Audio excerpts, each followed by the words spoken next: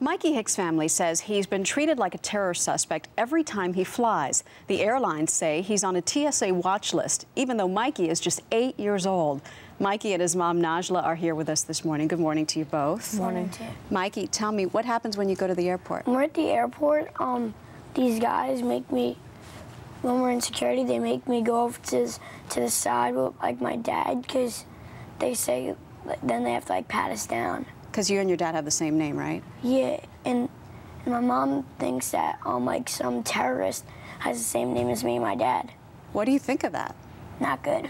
Does that make any sense at all to you? Not really. Us either. Tell me, Nahjlah, when did this start? He was a baby. I think he was about 4 or 5 months old when we first flew to Florida for his baptism. And we went to the airport, and you couldn't check in online, you couldn't get a seat, and you couldn't check in at the kiosk, and you had to go to the ticket counter. And then they had to call a supervisor. And that was the first time they asked us for his passport to check and make sure he really was who he was. Did you think it was a fluke?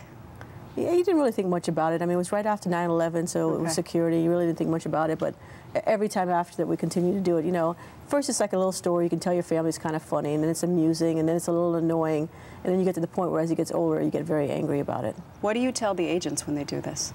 You know, you try and find out why are you doing this? Why can't he check in? Why can't he get on a plane? And some of them say, well, we're not allowed to say, and some of them say, well, you know, he must have the same name as a potential terrorist, and he's on a list. And I'm like, what list? And they're like, you know, some will say, well, we can't say what list, and we get the list from the Homeland Security Department, and some will say he's on the watch list. He's not on the do not fly list, otherwise he couldn't get a ticket. But everyone's told us that he's on the watch list.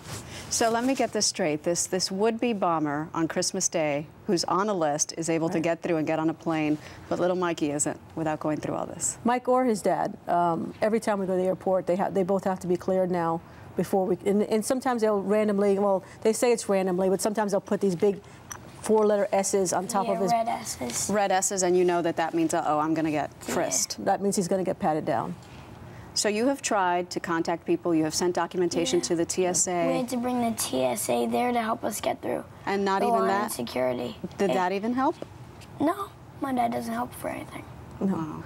When the last trip that we went overseas 2 weeks ago, Congressman Pascal's office was great. He sent a representative from the TSA to meet us in Newark Airport to try and get us through the Continental, which was great. And Michael, the TSA guy, was wonderful and took us through security, but they were still patted down, even with a representative from the TSA there. Even though you had a TSA right there.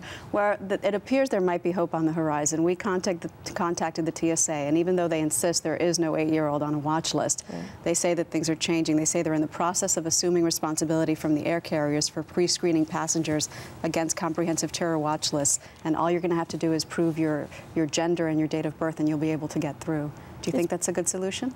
Every time we go, we take his passport, they check his gender, they check his date of birth. They see that he's 8 years old, and he still has security problems. So, I mean, if they do it, great. I mean, you know, we totally understand that there needs to be security. We totally understand that this country is under constant threat. You know, we know all about 9/11. I mean, we live 11 miles from the city. But if you would just get all these people off the list that don't belong on the list, then maybe you'd find the right people. Nahjlah, Mikey, thanks a lot. Welcome. Good luck. Thank you.